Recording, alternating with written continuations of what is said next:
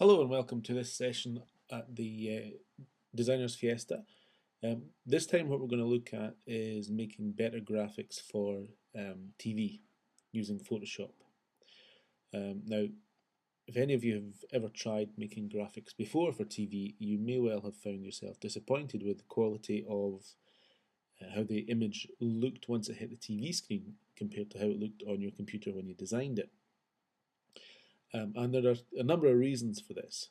And what we'll do is we'll take each reason step by step, and we'll look at how we can avoid that happening and make sure that your graphics look a lot better on the TV screen, even though they might look worse on your computer. So I'm going to start off in Photoshop. And the first issue that we're going to come across is making sure that you know what it is that you're making a graphic for. Just stop this annoying thing from flicking about, otherwise it'll distract me. So yeah, just finding out what you're actually making your graphic for, and by that what I mean is what kind of video codec is or final edit is the graphic actually going to go into, because without that information you really don't know where to start. Now, if we start off by looking at how to make a new Photoshop document, which I'm sure you know, but do you know how to make one for a TV picture? So go up to File and New, and in there it comes up with the usual, what do you want to do? What kind of document do you want? And usually you're maybe going to make a default Photoshop size, or maybe something for the web. But what we're going to do is we're going to make something for film and video. We're going to choose that as a preset. Now, once you get into the preset for film and video, there's a whole list of things that you could then set up. And this is where it's really important that you know what kind of video you're going to be making the graphic for. And if you look at this drop-down list here where it talks about size, there's a list of different TV standards in here. And for this particular exercise, I'm going to work with this DVC Pro HD. The DVC Pro is a Panasonic high definition codec, and I'm going to use the 1080p. To be honest, the P and the 29.97 are not really that important. The important part is the 1080, so it's 1080. That's how many lines the TV screen will contain, how many lines of information. But we can think of that as pixels. That's how many pixels high our picture that we're making is going to be. So I'm going to choose that. And it does a whole load of things. It sets a width, and it sets a height, and it sets a resolution of 72 dots per inch, which is the resolution of a TV screen. They're not going to go any higher than that, so there's no use making a document that is any higher than that. Color mode goes to RGB. That's absolutely fine. That's what we need, and that's it set to go. Now, apart from one small area, which is down here in this section that says Advanced, because it talks about color profile, and the default for any of the film and video presets in Photoshop is to not color manage this document, when really you do need to be color managing. And there's two options that you should really stick to. If I open this up, see that there's all the different color management options, big huge list. And you've got ones that talk about SDTV and NTSC and PAL and CCAM, and these all look like the ones that would be the kind of thing you'd want to use for TV. But in actual fact, what we want to use for that particular codec, in fact for any particular high definition codec, is this one, HTTV Rec 709. Or we can look at the 16 to 235. That's a nice shortcut, but I'm going to go with this one because I'm going to show you how you can set this up yourself. It's quite important that you understand what that means. So we'll do that the longhand way. So we'll choose this, HDTV Rec 709. If you're working with any of the presets that are set for standard definition, then don't use HDTV Rec 709. Instead, use this one here, which is called it's SMPTE, or sometimes referred to as SMPTE, SMPTEC. But, see, I've got too big a finger on this mouse, that one. So for this we use HDTV Rec 709. Click OK, and it pops open this screen. Now the first thing to notice on the screen is, well, it's elongated, it's rectangular, it's 16 by 9 in size. It's exactly the same proportions as a TV screen, and it has these little blue guides that have automatically appeared for us to use. Now the outside guide that you can see, the one that runs around the outside, forget about where they overlap, it doesn't really mean anything. It's just this outside guide here that runs around. That takes up about, or reveals rather, about 80% of the overall screen size, and this is known as the action safe.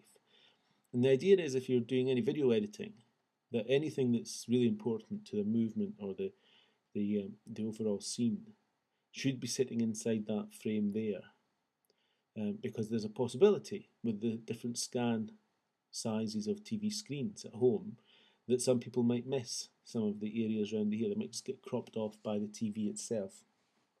So it's a nice little safe zone. It's a bit like if you're printing, you could almost think of it like a bleed area. There's always a chance that it might appear or it might not appear.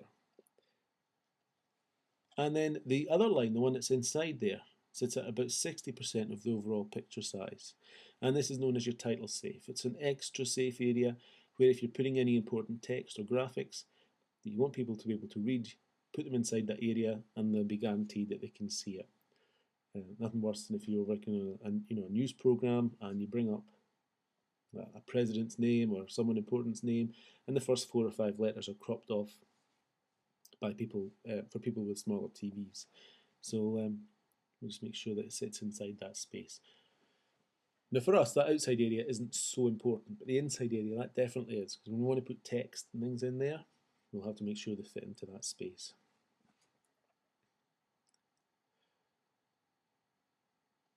Now, I've got a background image that I'm going to use on here, and I actually have it open already. It's this one here.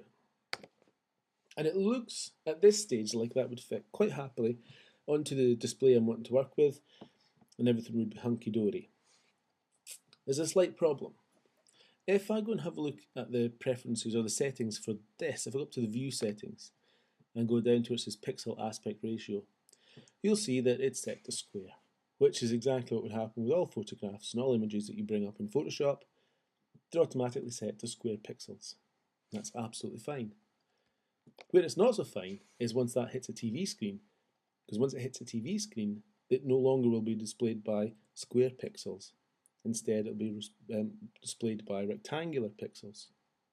And this is where the first major problem comes along. It's fine on the computer. It'll look fine when it's in the edit suite, in the edit software. It would look fine if you were making a video for Flash, let's say. But once it hits a TV screen, it won't look so fine anymore. And instead, it will look all stretched, and it'll look a little bit distorted. So we really want to try and avoid that from happening.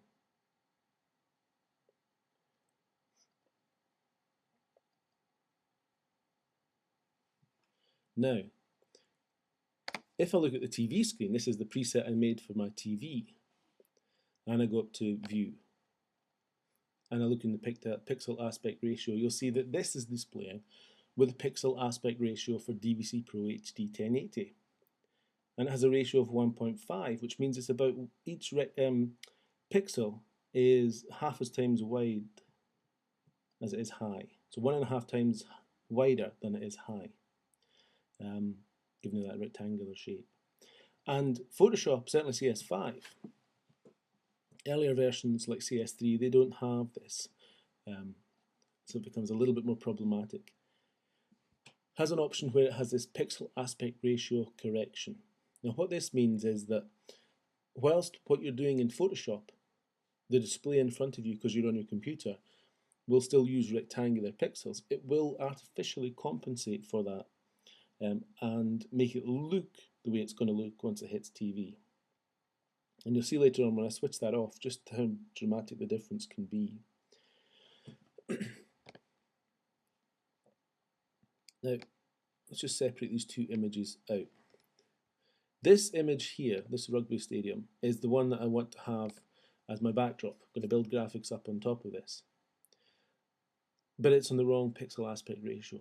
But watch what happens. If I pick it up and just going to drag it over and drop it onto this image, and I'll just place it and resize it so it fits in.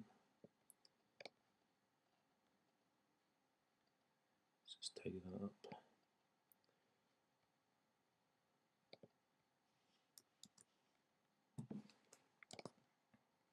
So I'll just stretch it down, keeping the pixel aspect ratio the same so it fits in.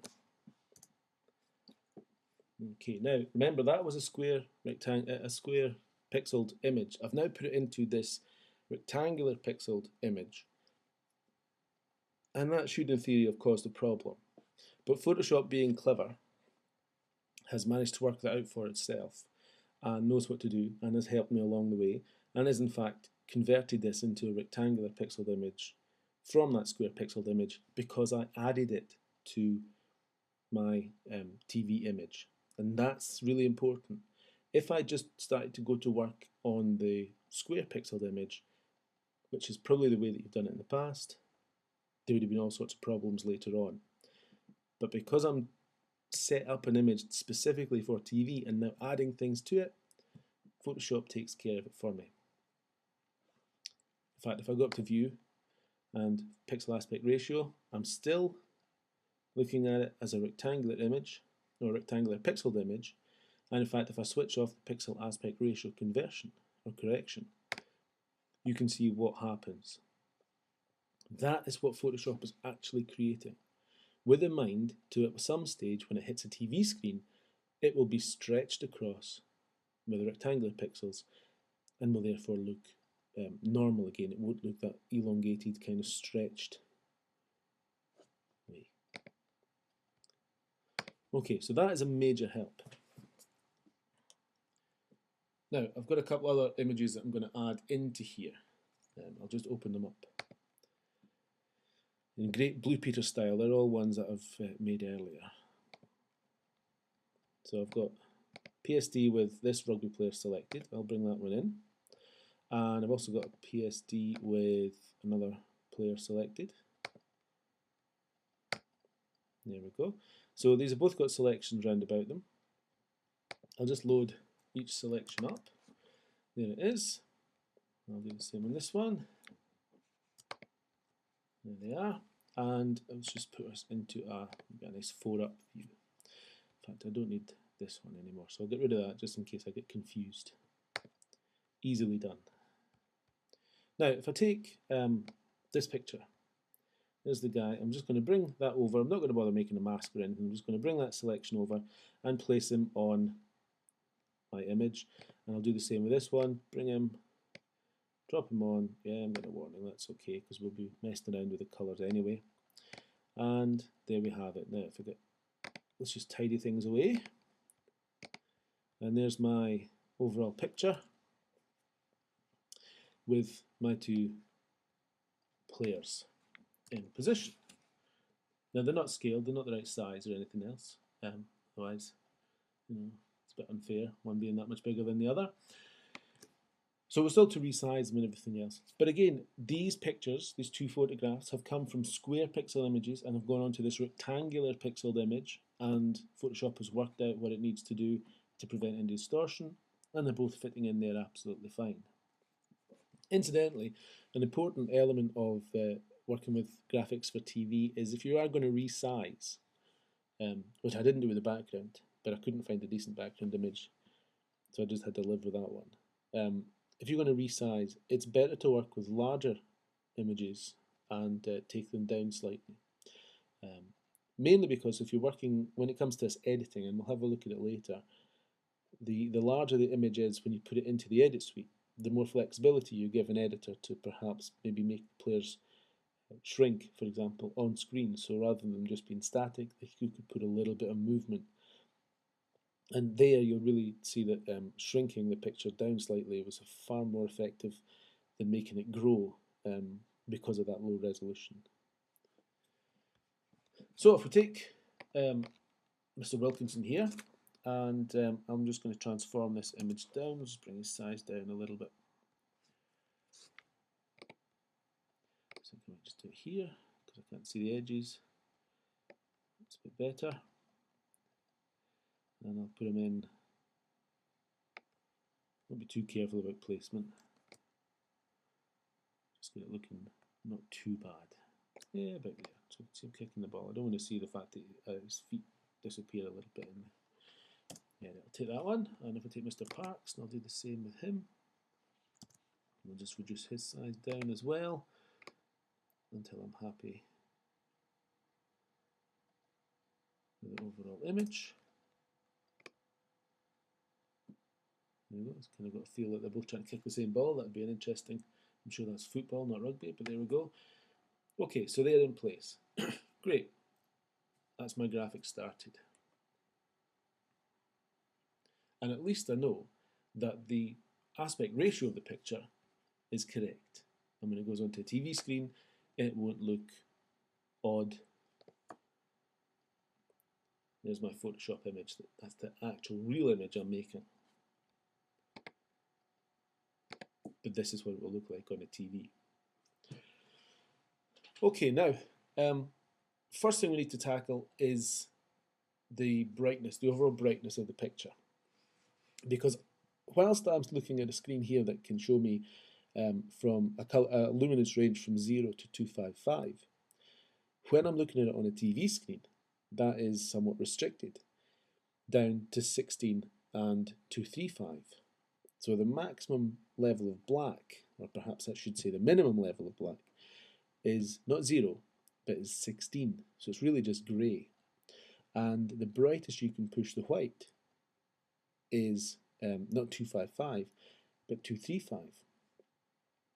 So again, that's another reason why when you make a graphic in Photoshop, put it onto a TV screen, it just doesn't have the same vibrancy. So we can deal with that now. Now, the adjustment layer, I'm going to place above layers 1, 2, and 3 that contain all the contents here. So I'll just go up and get that. And the adjustment layer I'm going to put in is levels. Now, when I take the levels, to get the output level to 16, so that black appears at no darker than 16, I'm just going to go to the box here, which is output levels, and I'll type in 16. And instead of 255 for white, I have to go 235. So we'll just put that to 235 as well. And there you can probably see, just from your screens there, that that looks a lot duller. And if you're in any doubt, just make sure that that is at the top, so it's affecting the 3 layers underneath. That's what it looks like without the adjustment layer. That's what it looks like with the adjustment layer. You can see there, quite a substantial difference in the overall vibrancy of the picture.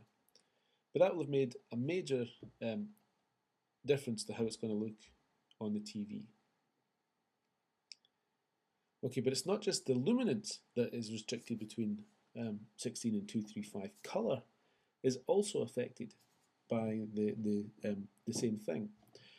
Unlike RGB on a TV screen, on a computer screen, the luminance and color on a TV are actually separated from one another. So by adjusting the luminance, that's not affecting the brightness of, or the saturation levels of the color. So we really have to tackle color on its own. And again, we can do something similar. We can use an adjustment layer to fix that. Now there is a filter that could help, which you could apply, and it's always worth trying. I always think if Photoshop makes your life easy, then let it. And if you have a look up in the filters panel on the menu and go down to the category called video, you'll see inside there that there is a filter called NTSC colors. It's grayed out just now because in the layers panel I have a levels select. If I select one of the image layers and go back up there, filter, video, and I could choose NTSC color, and I could apply a filter which should keep, in this case it says NTSC colors. It doesn't matter whether you're using NTSC or PAL as a TV standard. In the UK it would be PAL. It'll still have the same effect of restricting the colors down. So you could apply that, although most good designers, let's call them that, that's probably an unfair description, would suggest that don't rely entirely on the filters because they're good but they're not always great. Instead, just do it yourself. And there's a really kind of belt and braces approach that we can take to this. If I bring up the info panel here, okay, which if you don't have, you go up to Window and Info and you'll find it. And that's that moving around the image, especially the brighter areas. Okay, you can start to see that maybe some of the more intensely coloured areas, you're looking for anywhere that might go above 235. And the way to tell is if you look here, you've got this RGB setting, and you can go in and have a look for areas that look particularly highly saturated and just see if any of them push past 235 in any of the colours. And they don't really here, but there's always a chance that there's one or two areas, especially if I come down to his boot where I've got the red of his boot. There's a chance that that might push past it, or the blue here, that might push past it. Now if there was anywhere glaring that jumped out and said, oh yeah, this is definitely up, this is too high, then what you need to apply is another adjustment layer, and that would take care of it for you. If I have a look in layers, there's the first adjustment layer I made. Go up to adjustments, and don't have a layer selected. Go up to adjustments, and the one I would usually recommend is hue and saturation, because it gives you a really nice level of control over the colours. So if I bring up a hue and saturation adjustment layer, the default setup is going to be the master, and I could go in and I could pull the saturation down a little bit if I felt it was a bit too high, if it was reading a bit too high with the info panel. And it then becomes a kind of combination of the info panel looking for troubled areas, and then the adjustment layer, and pulling them down a little bit just until you're happy. You could also use lightness, but I think you find that saturation works an awful lot better. Now reds and blues from a TV point of view are particularly troublesome, and in fact you might find, in order to get them to not look so bad on the screen, you might need to push the intense blues and intense reds in particular down as far as reading a maximum of 180.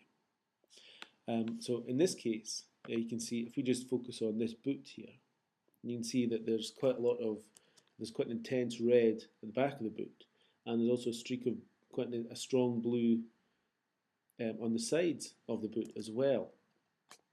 There's not really anything on this side that would suggest that it was going to cause any kind of problem. This badge is already quite muted.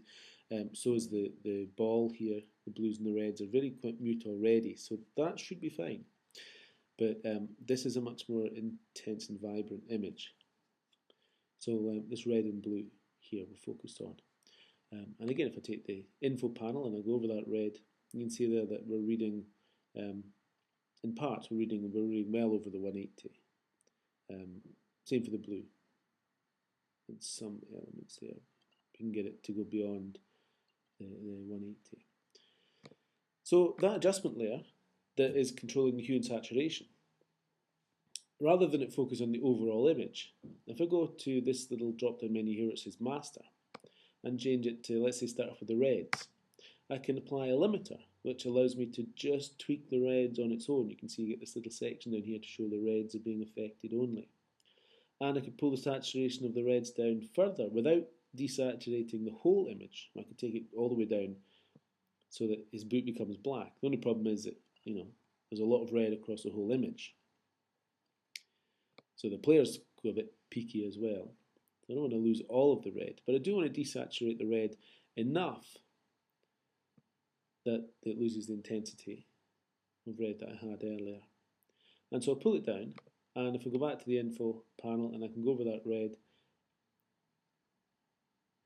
and well, it's still a bit high in places, but like I say, only some of the time do you have to take it down to 180.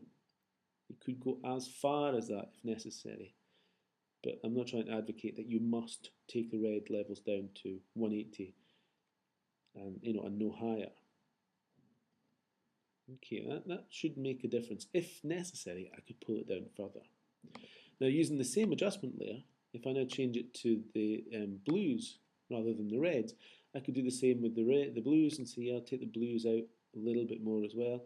Just desaturate them a little bit just to soften the intensity or reduce the intensity of the blue on his boot there. Again, so when I go with the info panel, I can see what's going on. Look at the blue levels and see that they've done quite a lot as well. Now that of course makes the image look very flat and grey in comparison to how it should look in Photoshop. If I take both of these adjustment layers off, you can see that there is the difference. With them both off, with them both on. It's quite substantial, but you've got to consider the end medium, which is going to be your TV, and the fact that that will actually look better on a TV because your reds will not bleed across the screen. They will not look sort of fuzzy with a soft edge. You won't find that you've got parts where it's overexposed and becomes clipped and you lose some of the detail. And it will actually look much more rich and vibrant than it does here on the screen. So it's almost like the rule is that in Photoshop, to make something look better on TV, you must first of all make it look worse in Photoshop. And that seems like a strange thing to do, but as a rule of thumb, it's sensible. Okay, so I've got my background image set to go. The next job is to start thinking about adding text. Now text is also a tricky area when it comes to working with TV. In fact, any graphic elements are, not just text, but even just lines are. And this is because of the nature of how TVs project their image onto the screen. And they do so by scanning. So if you can imagine there's a line that will run horizontally across, and what it does is it continually rebuilds, almost like a loom going back and forwards, but it's going across, rebuilding the picture and scanning, rescanning twice every frame. Now the problem that can cause is that if you put any vertical graphics up and down, so something like let's see if we can get a straight line. I'm going to take the brush tool. Anything that would run straight across helps if I actually choose a layer that contains something. Let's make a new layer. Pop it down here, and I'll take the brush tool. Not quite so big brush. Make it nice and small. What have we got there? White. Okay, let's swap it for a red colour so it stands out. So a straight line like that looks absolutely fine here on this. It doesn't because it looks a bad design, but it looks fine on the screen.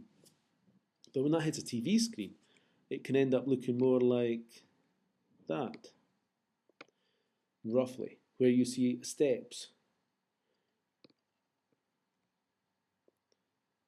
And like that. And like that. So it might step all the way across. Instead of being one nice solid straight line, it just breaks because of this horizontal line going across. So just remove all of them. So there's a few things that you can do to try and avoid that if you can. And one of these is if you are going to make anything that's got a straight line, make sure you don't make that straight line any narrower than 4 points across, which doesn't seem like a particularly thick line, but if you're making anything narrower than 4 points, you're definitely going to have an issue with those straight lines. If it's more than 4 points, you're reducing the potential issue, and the more you can add, the more width you can add, then the less likely you are to have a problem. Now working with text gives you similar problems, especially if you're using serif fonts. So if I go into the text here and I'll type, let's say I write, so I'll put the word England there, and let's just try a few different fonts on this. Let's see what we've got. Yeah, well, that's a good one. That's a good example, for example, a font like that, but let's see if we can find one a little bit more like the thing. Yeah, that would be a bad one.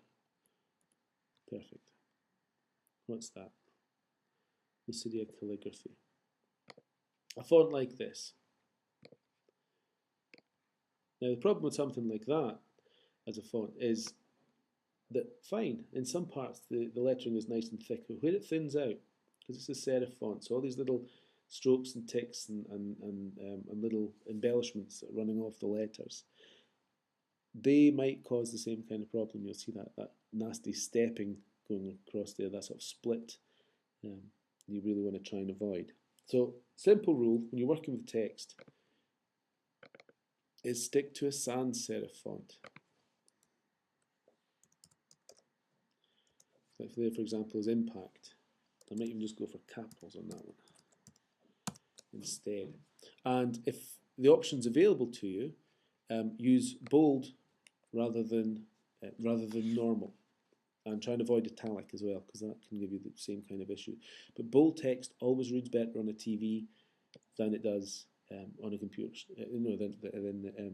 Than say non-bold on a TV. And size becomes an issue as well. Now here I've got nice big text. It's 239 points. That's not going to give me a problem. But if you are going to go with small text, don't go any smaller than 24 points.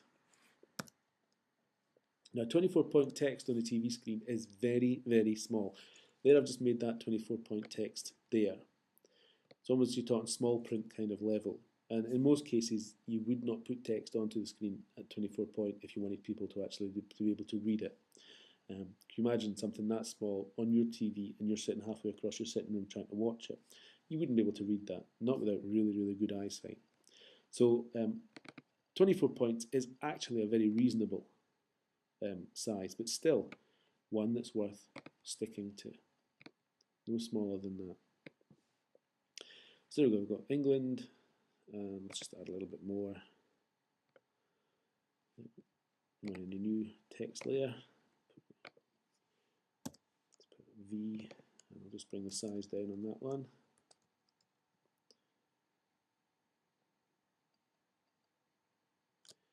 Make it a bit smaller and drop it maybe here somewhere. And then we'll put the inevitable.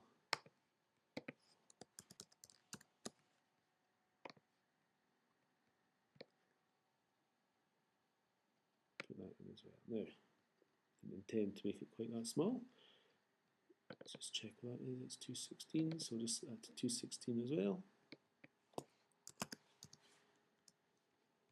There we go. And we'll just make sure that they fit in the space that we've assigned.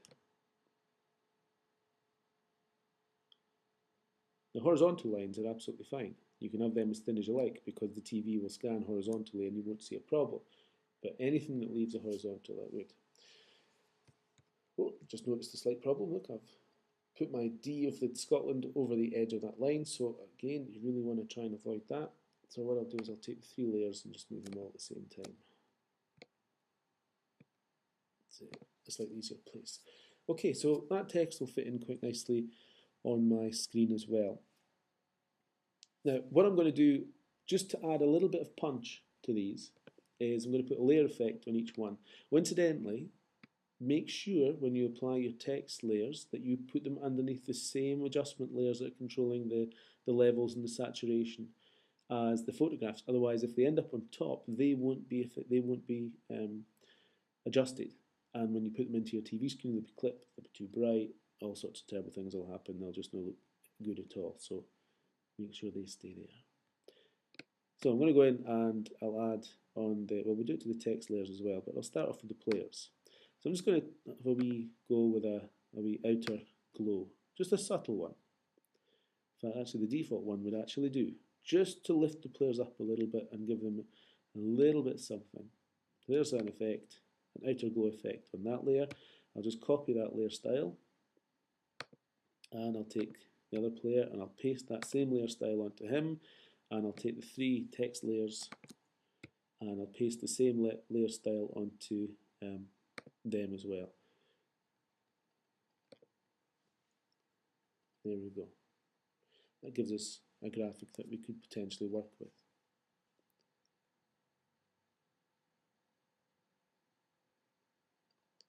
Now, next thing that we're going to have to think about is how we get this out of here to go into our edit suite. And it depends really on what your editor is working with and what they need. They might just say, look, give me it as a flattened JPEG, and that's absolutely fine. Or probably more likely to ask for something like a TIFF or a target if you're going to have an adjustment layer, not an adjustment layer, sorry, an alpha channel. If you've made a mask around anything and they want to keep that mask They might ask for it as a TIFF or a target. You just have to make sure that when you're exporting it, you include any transparencies. They won't ask for a PNG or a GIF because it just isn't quite the same definition. TIFF or target works a lot better. But in this case, what we're going to do is we're going to put it into Final Cut Pro 7. You can see it jumping away down here, waiting to be opened. Or the same could be true if we're putting it into Avid, or if they were going to be using Premiere Pro. Then we're going to take it out as a PSD file, so it remains in layers. Because all of these editing applications will recognize the layers and allow the editor to actually do stuff with them there. Like we could, for example, make the players move slightly, or make the text grow slightly, if we wanted to. Now the layers will go absolutely fine. So there'll be a layer for each player, there'll be a layer for the background, and there would be layers for the 3 bits of text. But what will not go across is the layer styles. The only place those layer styles would go across is in After Effects, and we're not using After Effects. So before we actually save this out as a PSD file and put it into Final Cut Pro to see what it looks like on the screen, we must first of all do something about the effects and actually apply them so that they become part of the layer rather than individual effects. And really the only way to do that is to start merging these layers down with other layers.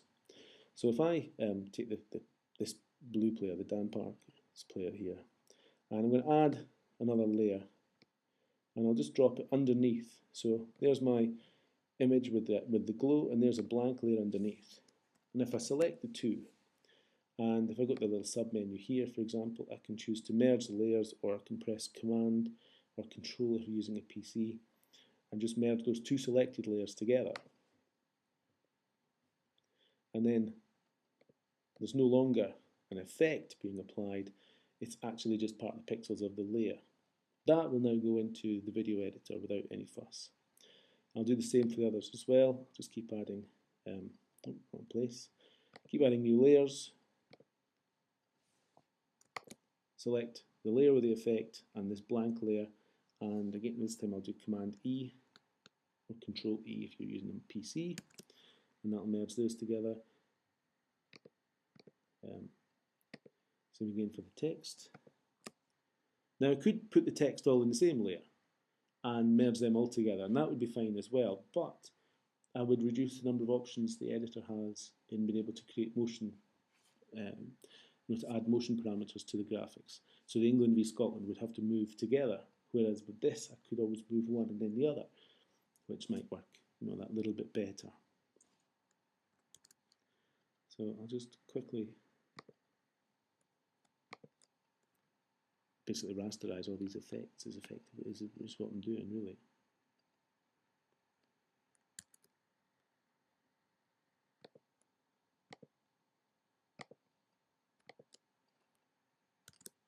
There we go. So everything's now divvied up. The adjustment layers, they're fine. They can stay as they are just now. Okay, there you have it. So now if I save that, so let's go File, Save As, and I'll stick it on my desktop so I can find it later on, and I'll call it, let's call it Rugby Title.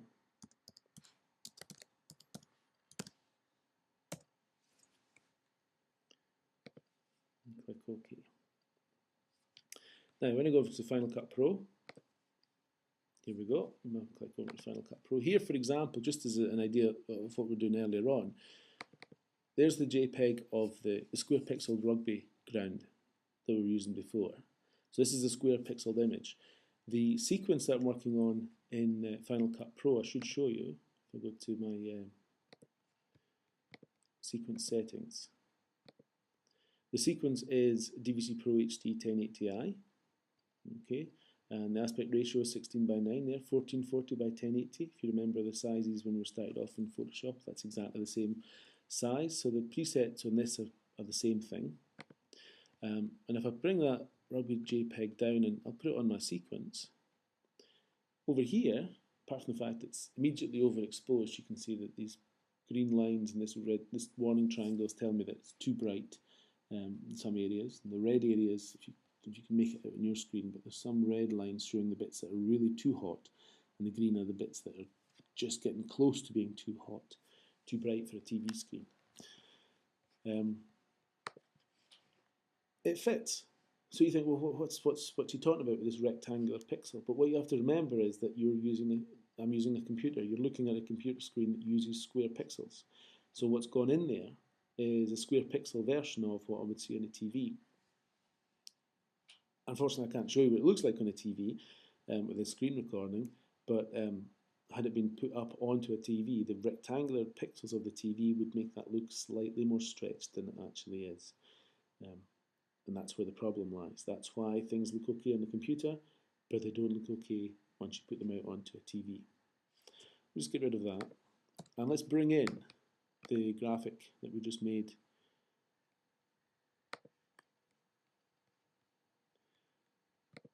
There it is. Notice how squished it looks here because we're getting a 4x3 preview, but I'll just bring it in. Now, rather than bring it in as a clip like this one, you can see that it's got this ABC. Photoshop and Premiere do the same and brings it in as a thing called the sequence. If I double click on this to load it up, it brings up, you notice I've got basically a video track for each layer in Photoshop. So there's the background, which actually is completely unnecessary and I could remove because it's not part of the overall video. There's layer 1, which is the background behind. There's layer 2, which is one of the players, layer 3, which is the other player, and then there's the 3 layers that say Scotland v England. And the nice thing about this, as I say, for an editor, is that I can now go in and add some motion parameters, maybe make the players grow ever so slightly over a few seconds, or make the text drift slightly from left to right, or right to left, or flip the players 180 degrees on screen, do all kinds of different things inside there. Whereas if it was a flattened JPEG, I would kind of be stuck with the image how it is. But in it goes. Now, we're still getting some warning triangles on here, but the reason for that is that Final Cut Pro still needs to render this red line here. So once I just render that, which will only take a few seconds, to modify, sequence, and I'll go render all video. Just need to save it. Okay, it takes a few seconds just to render that, which is really weird. It just processes what that image looks like and how it works, etc. And then, bingo, it's done. And if you look, we're getting this little green symbol here with a tick. And you can see there they've got these sort of bright spots where it's white, basically. But they're green zebra stripes. Now, what this means is that it's absolutely fine. It's broadcast legal. All the colours sit within the confines of what can actually be broadcast. The levels sit within the confines of what can be broadcast. But it's warning you that you're within 10% of the maximum. So don't push it any further than that. Had we got any red lines, we'd see a yellow warning triangle and we'd say, no way. We just switch those off so we can see it a little bit neater. And there we go. There's your video clip that's come over from Photoshop. Okay, so one last thing. I've made a little flowchart here that really just gives you an indicator of the kind of things that you should really do if you're making graphics for TV. This is a step-by-step guide of what you can do in Photoshop that I've put that together, and it's available if you want to download it from this place here.